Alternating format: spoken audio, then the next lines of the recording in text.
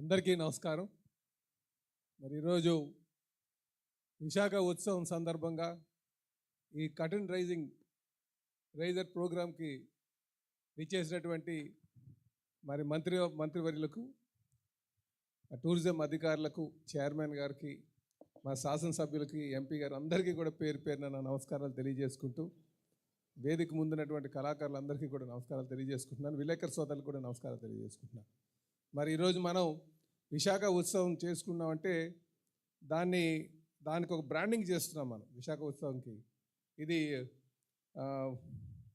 Biggest beach festival అని చెప్పి, అంటే ఇండియాలోనే బిగ్గెస్ట్ బీచ్ ఫెస్టివల్గా మనం దీన్ని బ్రాండింగ్ చేస్తున్నాం.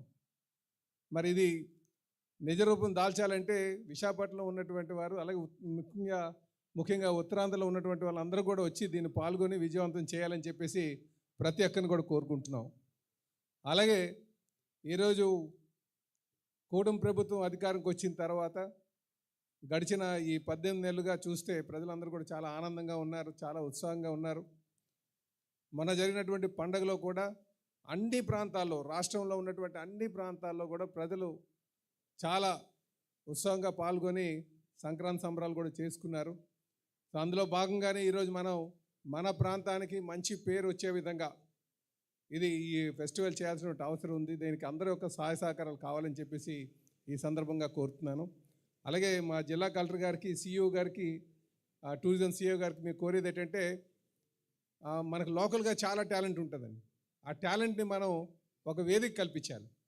జనరల్గా నేను చూసిన దాంట్లో కొన్ని సందర్భాల్లో ఈ సినిమాలో యాక్టింగ్ మనం అవకాశం ఇస్తామంటే చాలామంది అప్పటి వరకు కామ్గానే ఉంటారు, కానీ యాక్టింగ్ అవకాశం వస్తానంటే ఆ లేనటువంటి ఉత్సాహంతో అందరూ వచ్చి పాల్గొంటారు.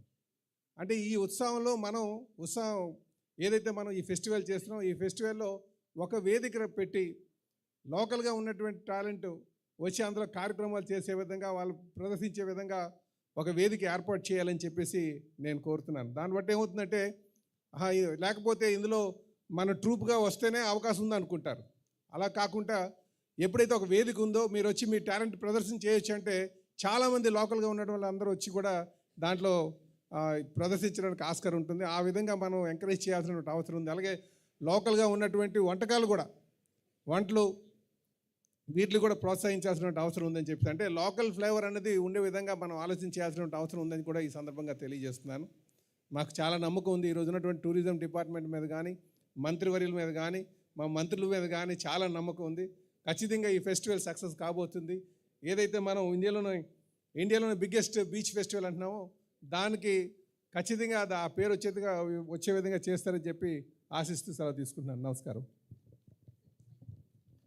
Thank you sir, thank you so much. అన్నీ ఉన్నాయి, లోకల్ టాలెంట్, లోకల్ ఫుడ్, అలాగే బోలెడని activities. India's biggest festival Visakha Utsavam అనమాట. నా I request honourable member of parliament, Lok Sabha Visakhapatnam